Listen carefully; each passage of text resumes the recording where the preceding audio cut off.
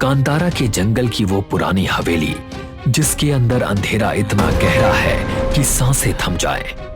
रोनित हवेली के सामने खड़ा है, डर और उलझन में डूबा हुआ है। एक बूढ़ा जिसकी आंखें लाल हैं, हवेली के अंदर से उसे इशारे से बुला रहा है। बाबा, मुझे समझ में नहीं आ रहा कि मैं क्या करूं। रोनित, मेरी मानो, उस हवेली में मत जाना बेटा। वो कोई इंसान नहीं, वो शैतानी साया है। रोनित सोच में डूबा है कि वो क्या करे। तभी सूरज उगता है और वो बूढ़ा एक ही पल में अंधेरे में विलीन हो जाता है। दादाजी! बाबा, ये क्या चमत्कार था? मेरे दादाजी कैसे गायब हो गए?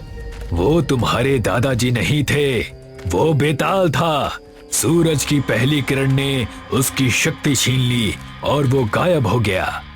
लेकिन वो हूबहू मेरे दादाजी जैसा क्यों दिखता था? इसके पीछे एक लंबी कहानी है। चलो मेरे आश्रम में, मैं तुम्हें सब बताता हूँ। रोनित, रिया और समीर बाबा के पीछे पीछे आश्रम की ओर चल पड़ते हैं, जहाँ कांतारा का डरावना राज खुलने वाला है। बाबा के आश्रम में रोनित, रिया और समीर उनके सामने बैठे हैं। बाबा कांतारा के जंगल के भयानक राज की कहानी सुनाने लगते हैं। रोनित, तुम्हारे दादाजी नारायण मूर्ति भगवान कांतारा के सबसे बड़े भक्त थे। मूर्ति नारायण भगवान कांतारा के मंदिर के सामने खड़े हैं। उनके हाथ में पूजा की थाली है जिसमें दिया जल रहा है।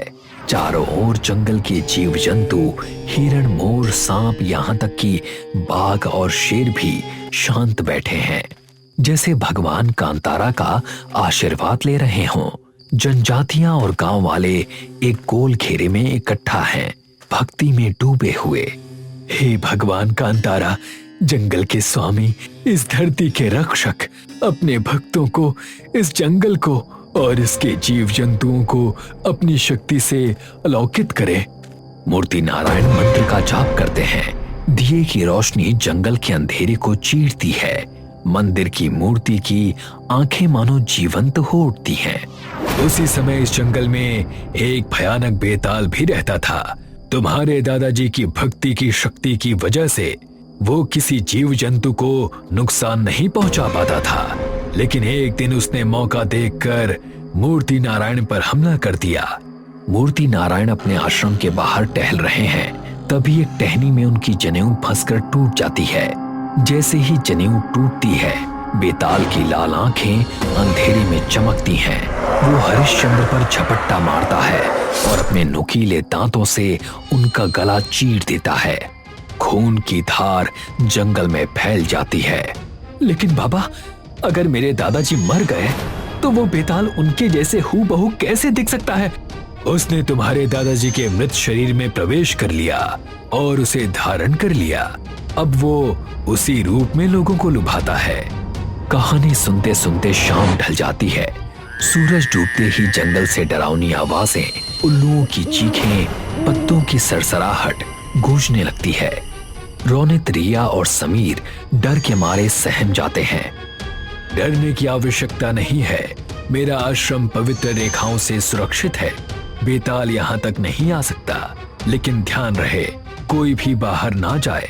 रेखा पार करते ही उसकी मर्यादा भंग हो जाएगी। बेताल और वो अजीब हरकतें करने वाला लड़का आश्रम के पास भटक रहे हैं। बेताल आश्रम में प्रवेश करने की कोशिश करता है, लेकिन रेखाओं की शक्ति से जलने लगता है। मैं इस आश्रम में नहीं घुस सकता, लेकिन तू तो जा सकता है ना? तू इंसान है, जा उस रेखा को तोड़ दे, फिर मैं अंदर प्रवेश कर जाऊंगा। वो लड़का चुपके से आश्रम में प्रवेश कर जाता है। तभी रिया उसे देख लेती है। बाबा, वो लड़का, वही जो अजीब हरकतें करता है। सावधान, उसने रेखाओं की मर्यादा भंग कर दी है। तभी बेताल आश्रम में प्रवेश कर जाता है। उसकी लाल आंखें चमक रही होती हैं और वो भयानक तरीके से हंसने लगता है। वो रोनित पर झपट्टा मारता है, लेकिन बाबा बबूत फेंक कर उसे बचा लेते हैं। बेताल समीर का पैर पकड़कर उसे खींचता हुआ पुरानी हवेली की ओर भागता है। बाबा, मेरे दोस्त को बचा लीजिए, अब मैं उसे बेताल के चंगुल से नहीं बचा सकता। वो रक्त बेताल को 108 बलियां चढ़ाने वाला है। 106 बलि हो चुकी है। अगर 108 बलि पूरी हो गई तो वो इतना शक्तिशाली हो जाएगा कि मैं भी तुम्हारी रक्षा नहीं कर पाऊंगा। भाग जाओ, अपनी जान बचाओ। नहीं बाबा, अगर मेरे दोस्त मर गए तो मैं घर जाकर क्या मुंह दिखाऊंगा। मैं यहाँ प्रोजेक्ट लीड करने आया था और अपने साथियों को भी नहीं बचा पाया। रोनित अपने दोस्तों के लिए रोते रोते बेहोश होकर गिर पड़ता है। रोनित नहीं उठता, वो बेहोश पड़ा है और वो फिर से एक डरावना सपना देखने लगता है।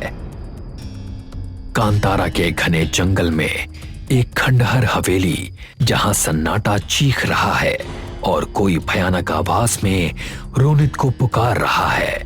रोनित, रोनित, रोनित। रोनित चौंक कर उठ जाता है। डर से उसकी सांसें रुक जाती हैं। रोनित, बेटे क्या हुआ? मुझे कुछ भी समझ में नहीं आ रहा। बाबा, हर बार वही पुरानी हवेली का सपना। ये सपना मुझे क्यों आता है? इसका मुझसे क्या लेना देना है? रोनित की बात सुनकर बाबा मुस्कुराते हैं। बाबा, यहाँ मैं परेशान हूँ और आप मुस्कुरा रहे हैं। ये तो खुशी की बात है रोनित। भगवान कांतारा खुद तुम्हें बुला रहे हैं। तुम डर रहे हो, लेकिन ये असल में उनका आह्वान है। भगवान कांतारा? लेकिन वो पुरानी हवेली में क्यों? वहाँ तो बेताल रहता है। बेताल ने भगवान कांतारा की मूर्ति को कैद कर रखा है ताकि कोई उनकी पूजा ना कर सके। कांतारा अपने भक्तों को खुद बुलाते हैं। चलो, वो तुम्हें बुला रहे हैं। लेकिन बाबा, वहाँ बेताल है। अगर तुम्हें अपने दोस्त को बचाना है तो भगवान कांतारा की शरण में जाना होगा। बाबा की बात सुनकर रोनित और रिया उनके साथ पुरानी हवेली में चल पड़ते हैं। रात का सन्नाटा। रोनित और रिया बाबा के साथ पुरानी हवेली में घुसते हैं। वहां बेताल रक्त बेताल की मूर्ति के सामने तंत्र साधना में लीन है। राख से बना उल्टा त्रिकोण और उसके बीच में समीर और वो अजीब लड़का बेहोश पड़े हैं। जंगल सन्नादते शक्ति देहि में स्वामिन्नागच्छति भयंकरः। अपने दोस्त की हालत देखकर रोनित की आंखें भर आती हैं। बाबा उसे चुप रहने का इशारा करते हैं। तीनों चुपके से हवेली में भगवान कांतारा की मूर्ति ढूंढने लगते हैं। एक कमरे में आखिरकार उन्हें मूर्ति मिल जाती है। ये रही भगवान कांतारा की मूर्ति। रोनित, पूजा की तैयारी करो। बेताल तंत्र साधना में डूबा हुआ है, लेकिन उसे आभास हो जाता है कि हवेली में कोई इंसान घुस आया है। वो अपने आसन से उठता है और हवा में तैरता हुआ उस कमरे में पहुंच जाता है जहां रोनित और रिया हैं। बेताल उन्हें देखकर भयानक हंसी हंसता है। बाबा, हमें बचा लीजिए। बलि के लिए एक इंसान कम पड़ रहा था और यहाँ तो 3 खुद चले आए। बेताल रोनित का गला पकड़कर उसे हवा में उठा लेता है। रोनित के गले से खून टपकता है और भगवान कांतारा की मूर्ति पर गिरता है। जैसे ही खून मूर्ति को छूता है, रोनित भगवान कांतारा का रूप ले लेता है। ये देखकर बेताल डर जाता है और भागने लगता है। भगवान कांतारा उसके पीछे दौड़ते हैं। उनके शरीर से निकला तेज प्रकाश बेताल को जलाकर राख कर देता है। बेताल के जलते ही समीर और वो अजीब लड़का होश में आकर उठते हैं।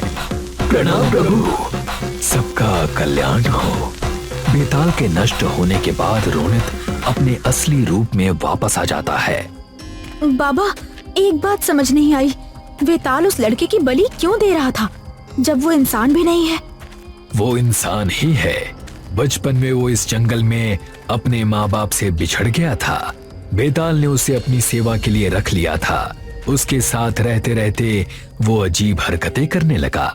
आज बेताल उसकी भी बलि देने वाला था। अब वो भी आजाद है।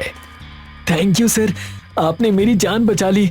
मैंने नहीं, बाबा ने बचाई, लेकिन मैं राहुल और विक्रम को नहीं बचा पाया। इसके लिए मैं खुद को कभी माफ नहीं कर पाऊंगा।